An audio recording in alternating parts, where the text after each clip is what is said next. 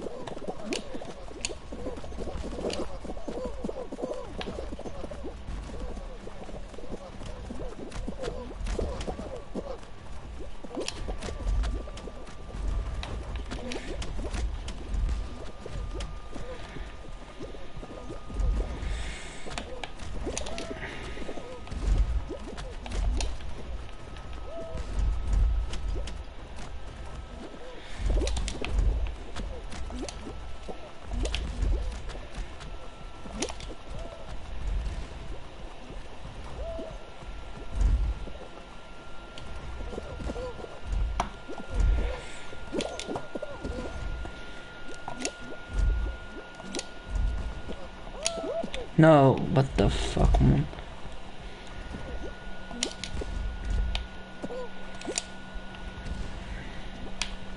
Please.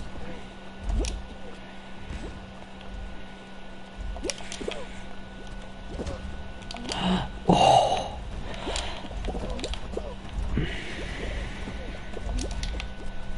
Je kan toch dus... Nee.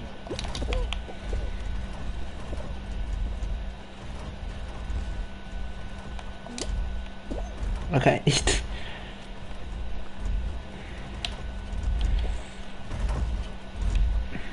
Oh, nope.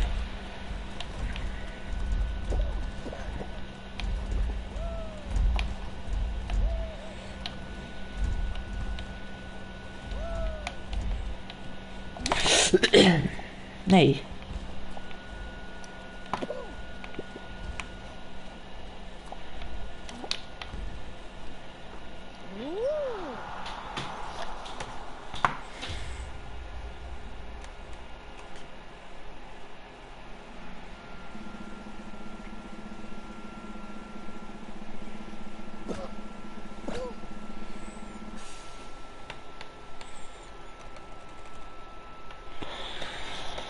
Oh.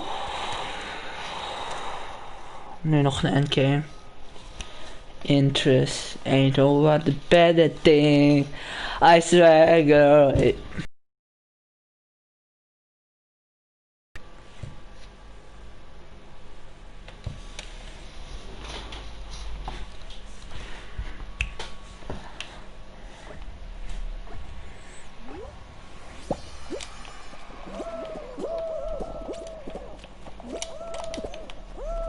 No, no, no, hello, hello, hello, hello, hello, hello, hello, hello, hello, hello, hello, hello, hello. Oké, dat was lag. No. No. What? Ik lag zo hard. FPS drops, alles.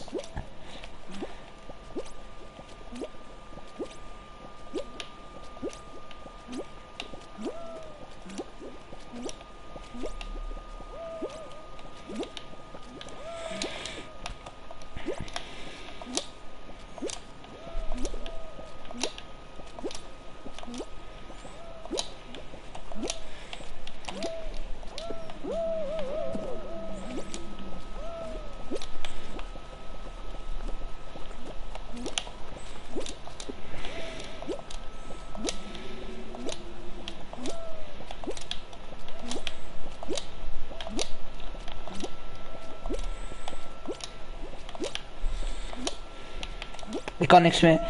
Please. Yes, we hebben deze guy hopen. What? No! Wat is dit? Nee! Nee! Nee! Nee! Oh, hij glitchte zo fucking hard. Oh, ik had bijna 3 keer achter elkaar gewonnen een hexagon.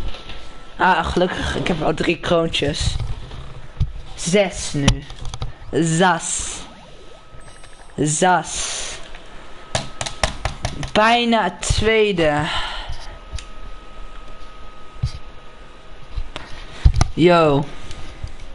Hi.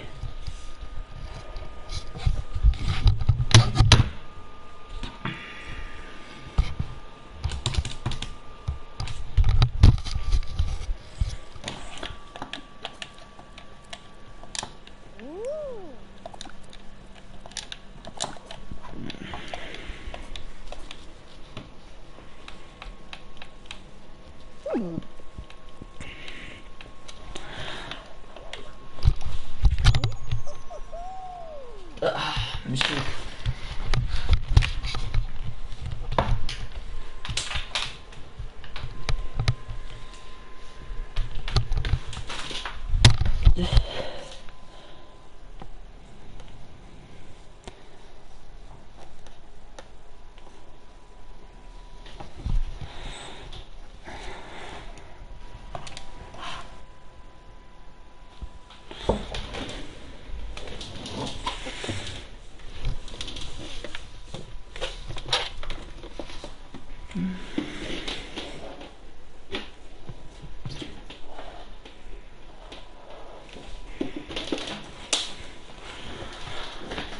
Ah, ik haat dit echt. Ik haat van deze.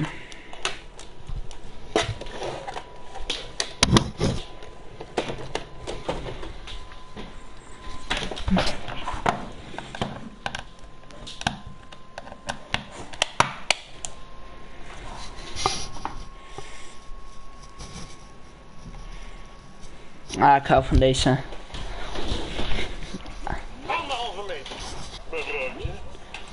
Anderhalve meter.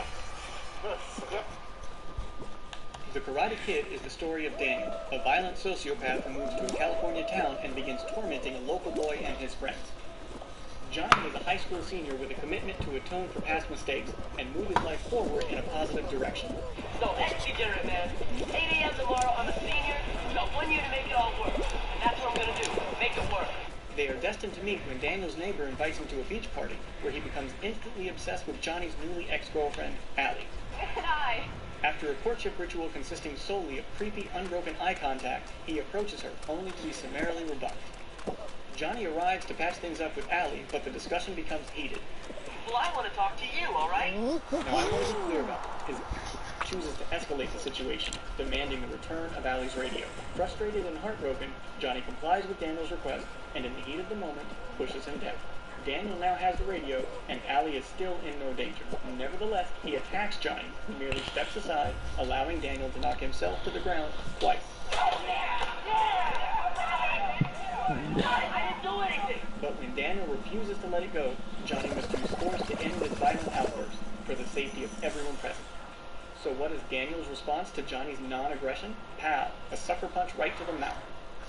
Johnny defends himself, as is his legal right, and then de-escalates the situation by leaving the scene entirely. The next day in school, Daniel tripped while playing sport ball. Rather than accepting that occasional bumps and bruises will happen during playtime, Daniel instead externalizes the blame onto Johnny's friend Bobby and proceeds to ground and pound him, MMA style. A few days later, Daniel attempts to enroll at a karate school, obviously intending to up his game so he can get revenge on Johnny. Put it this way, how would you feel if someone picked a fight with you, lost, and then went out the next day and brought his gun? Well, that's exactly how Johnny feels when Daniel shows up at Cobra Kai, so he decides to send a message. Your violence will not be tolerated, because Johnny knows what can happen when you teach karate to a person with a bad attitude. Months go by, and no one bothers anyone. Clearly, this conflict is over. Until Daniel, unprovoked and for absolutely no reason, drenches Johnny with water in the middle of a school function, ruining his night. To add irony to injury, Johnny was at that very moment sparking up a J, which is just about the least violent thing you can do. Weasel snagged the bee. Alright.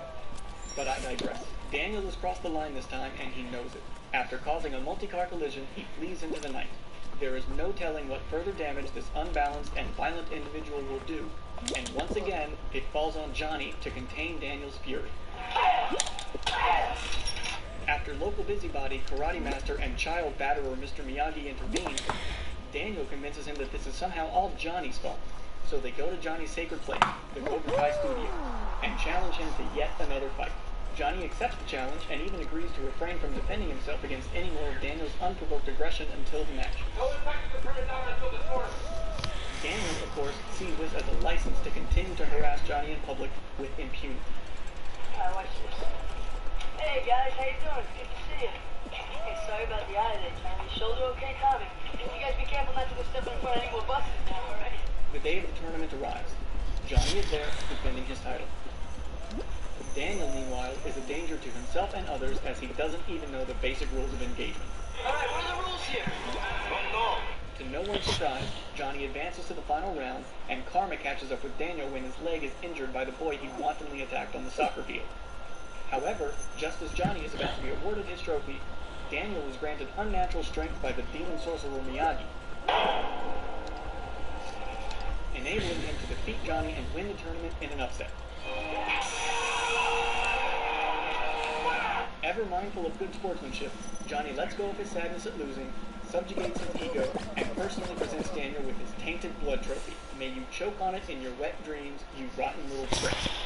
Thanks for watching. Please click like and hit subscribe if you'd like to see more videos like this. Let me know in the comments what you think about my theory and what movie I should talk about next. And of this movie, it would be Parents and the Karate Kid. Something way snappier and less thought of. Play War Thunder now. Join millions of players across the globe in massive battles.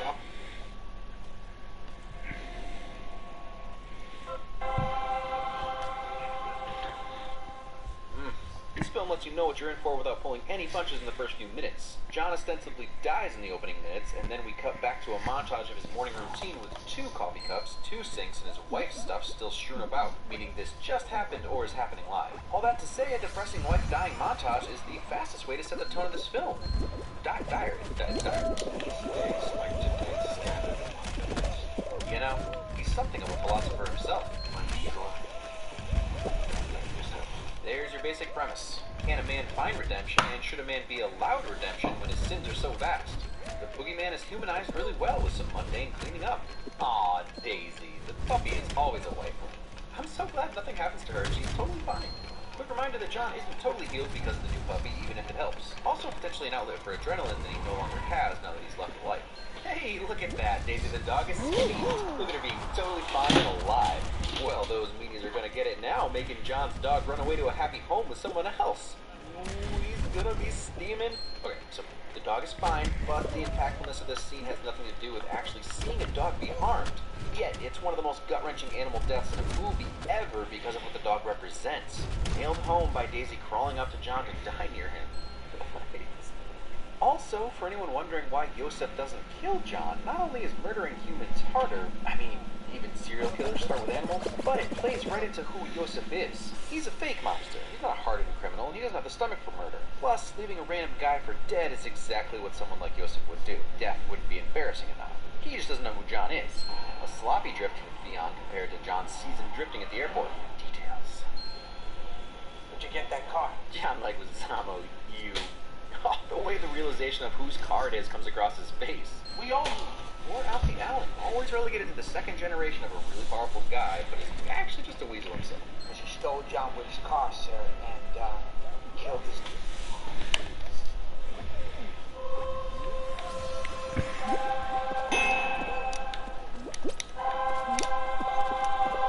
Hey. He's back, everybody. Robert Downey Jr. is back. Anthony Arrow. Thank you, Jon Favreau, for believing it. If you're confused why I'm saying this, that's AC/DC's Back in Black playing in the background, and it might as well be Robert Downey Jr.'s career theme song. Having a hard time not looking at you now. Is that weird? Breaking the ice. Whoa, that was quick. Less than 4 minutes to turn Tony into the shrapnel-hardened dude in need of a mini arc reactor. And this is how you mess with your audience through tone shifts. Yeah, haha, pictures, gang signs are funny. Bang, they're all dead. Also irony. Robert Downey Jr., guys. Am I right? He conveys fear, confusion, and then a tad of indifference and levity, all with facial expressions. He's probably mostly upset because he didn't like Ja. And then title card. Ja, ik hoor je niet. Oké, ja, doe ik naar het potje. Sorry, Morty, but you just don't always need to start your stories where they begin. What the? Bill Gates? So Stark is Paul Allen in this universe? Okay, first, this MIT article is about exactly what the headline says it is. Second, at age 16, Stark was already theorizing and developing AI. And third, this is both a contradictory statement / self-fulfilling Ultron prophecy, the biggest mistake he'll end up making. So far, at least. Also, is that his fire safety a robot body? Is that why he's such a moron because teenage Tony built it? I read that people are complaining that Zemo's December 16th, 1991 date didn't match up with this one. But this is the headline from the day of his funeral. Seemingly the day after his death. Howard knew the creator of Space Paranoids? Then he would have showed up for Don Cheadle. Okay, so weird coincidences, I guess. Apparently Favreau let slip that Hilary Swank would make a cameo in Iron Man as a diversion from Sam Jackson's Nick Fury cameo? But is it just me, or is this actress a dead ringer for Swank? And speaking of cameos, smart of Favreau to just watch and not gamble this time around. He ain't his money is Stark and he knows it. You've been called the Da Vinci of our time. What do you say to that? Absolutely ridiculous, I don't think. And what do you say to your other nickname, the Merchant of Death? That's not bad. Double honesty. Tony gets his James Bond moment and a Bond score. Morning. It's 7 a.m. The weather in Malibu is 72 degrees. Everything about this house. The heads-up display, self-tinting windows, Jarvis's silky smooth wake-up call, this view, just, yeah. I do anything and everything that Mr. Stark requires, including occasionally taking out the trash. Ooh, that pepper bird.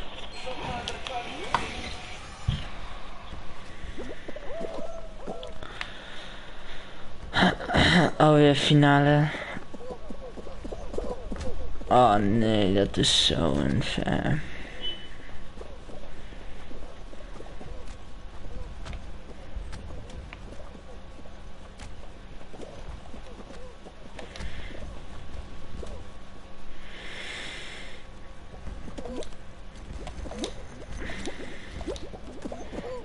Nee. Nee. No! No! No! No! Not!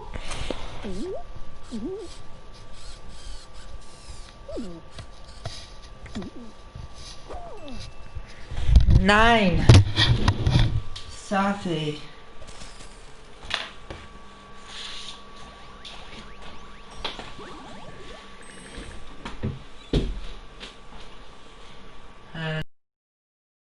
Friends, we gonna get again.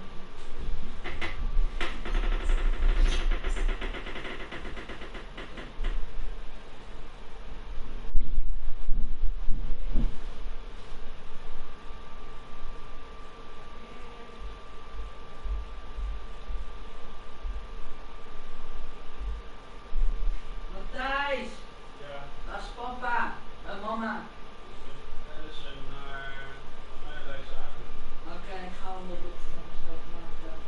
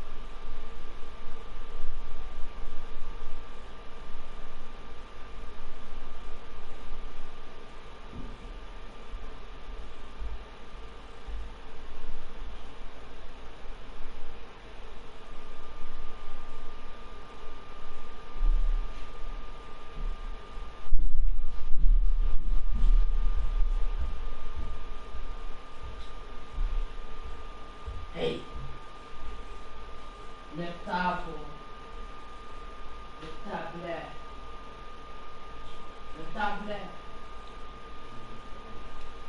Le tablet. Le tablet. De klas. Le klasse.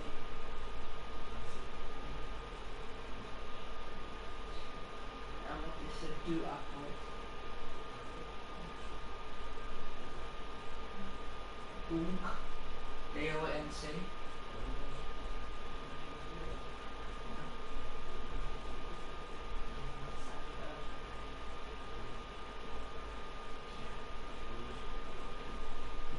Ik leer gewoon goed.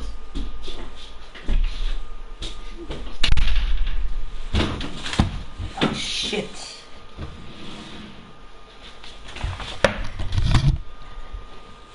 Gas en quirky. Ik heb hier geëfkeerd. Ja. Ik had hotdogs gemaakt, want ik bedoel, ja. Let's pak mijn laptop, mijn Chrome Asus laptop, Asus.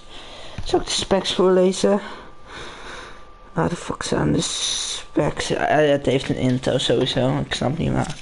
Ryzen is ook wel goed. Het heeft een Intel in... Oh, oké, zo duidelijk door dat stikken. Ingebouwde dinges, net zoals in mijn PC, wat best...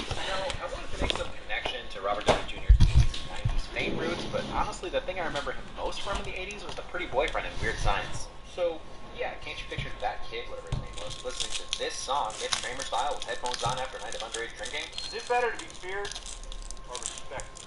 I say, too much to ask for. I'm not sure comic Tony Stark is quite as devil-may-care, happy-go-lucky as Robert Downey Jr., but Robert Downey Jr. made this genius billionaire inventor his own. That's how Dad did it. That's how America does it. And it's worked out pretty well so far. And as one of my favorite speeches, it's even more impressive that they wrote it right before filming this scene.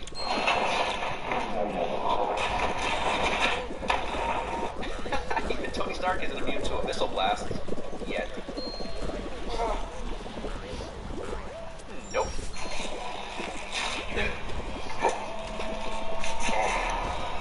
Right. Nah. So there's this shot that's only one frame long, and it seems like while being waterboarded, he had the idea for the palladium ring in his arc reactor. It's interesting that they hint at Stark Industries dealing with terrorists, but you could still easily assume these weapons were all stolen by the Ten Rings. It's still the first step in Tony's unraveling. Beautiful beard whip. Start working immediately, and when you're done, it will set you free. No, you won't. Situational awareness. You. Either way, and if they don't, I'll probably be dead in a week. This is a very important week for you, isn't it? Man, I love that line. Even me, the ultimate optimist, would struggle with facing my imminent death like this. Yinsen speaks the truth. We're only here for a blip as it is, so make your time count. Sorry to get all preachy. So I know he just said working in response to what is he doing, but I choose to believe they're actually playing a game of Go Fish. This is one of those scenes where I have no clue what's technically going on, but man does it look cool and make me want to quit everything and become an engineer / genius. That would run your heart for 50 lifetimes. Or something big for 15 minutes. Mark 1 shadowing. It allowed the great Genghis Khan to rule from the Pacific to the Ukraine. History lessons. Robert Downey Jr.'s workout routine. Oh, Sarah's Tom Morello? What a terrifying intro for the Mark 1. In the shadows, stalking these goons. And as unrealistic as this concept is, somehow they made this suit crude enough to really seem like something two geniuses could build in a cave with limited resources. But fortunately, there's always dumb henchmen you can count on to execute themselves.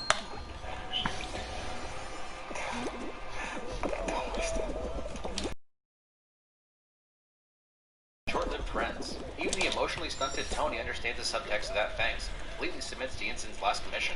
There has to be a draft of this screenplay where he emerges from the cave to Black Sabbath, right? I fully expected it in theaters. In hindsight, It was the right call not to play Iron Man. I like you. The intensity of the scene where he tortures everybody.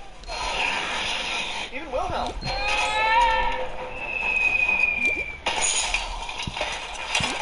Ah, nice. Optimism. What's the bug be? Rhodey to the rescue. Also hugging. Effective immediately, I am shutting down the weapons manufacturers of Just over a new leaf. That's what we do. We're ironmongers. Well, technically, you're the Come on, we built that thing to shut the hippies up. You know, Kevin Flynn's and Lebowski's of the world. So this is something so simple, but it's a perfect example of what makes this movie so well done. There's nary a wasted frame in this whole film. We see Tony build the first arc reactor, and then Yinsen installs it, and plants it into Tony's chest off screen. So this time we skip the build to get to see Pepper actually put it in. Ever ask me to do anything like that ever again. Candor. Yeah, Robert Downey Jr.'s workout routine. No, what you need is time to get your mind right. Too bad, Terrence. You could have been War Machine in this film had you just taken the time. You'd think that the slow build of an Iron Man suit would get boring, but man, does it not. There's something so satisfying about seeing him work on tiny, minute details of both the boot and arm piece, showing all the naked functionality and an insane amount of design, engineering, and the occasional hiccup that goes into the Mark II. Again, concept hard to buy, execution totally believable. And I love that they take the time to show us how difficult just hovering is at first. So as he slowly gets the hang of it and finds his balance, we feel like we're on this journey with him. Yeah, I can fly. Complain that these inside the helmet shots are only to sate Robert Downey Jr.'s ego all you want. They're awesome, inventive, and show us how ridiculously amazing his heads-up display is, and further solidify how much of a genius he is to be able to process all that information on the screen. And one more look at the intricacy and detail of the suit. Robert sells flying like a champ. And again, it's like a magic genie suit. Whatever you need or want to happen, whatever capability you think it has, and more. And somehow every feature is still conceivable. Record for fixed-wing flight is 85,000 feet, sir. Records made to be broken. Come on!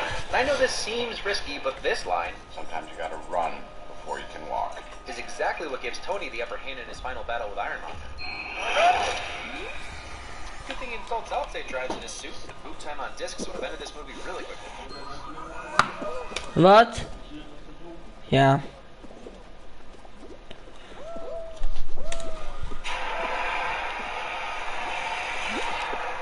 Helpful robot.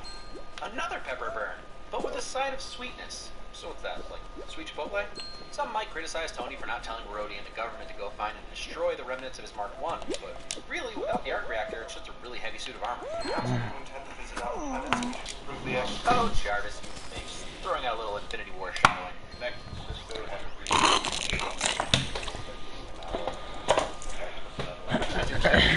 The satellites is a great reason for the gold color in his suit. There has to be some fan fiction theory out there about how Stan Lee is actually a time-traveling godlike character similar to Jacob from Lost, right?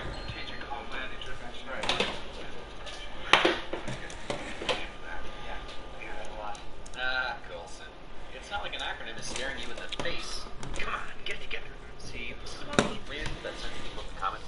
Oh, man. Dit gaat lang duren.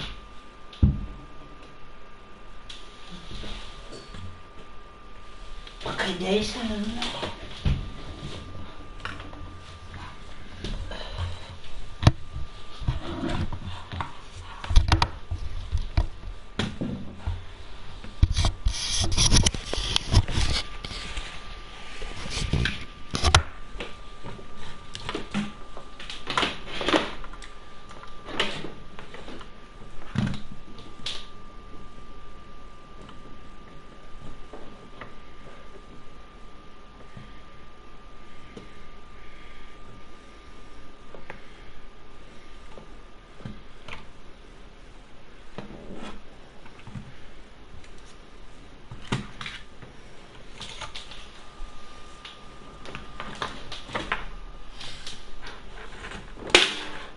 Oh wow, that was pretty easy. I'm not gonna lie. I was overreacting a little.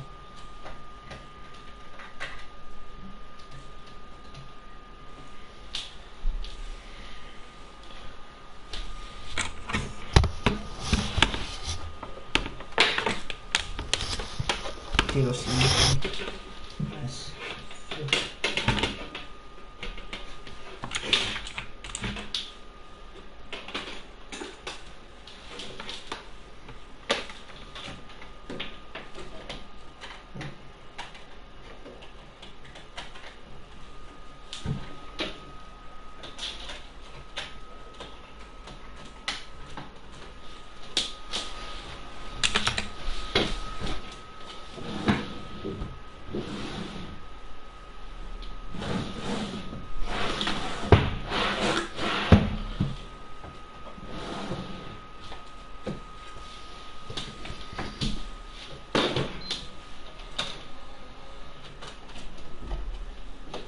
No OG game.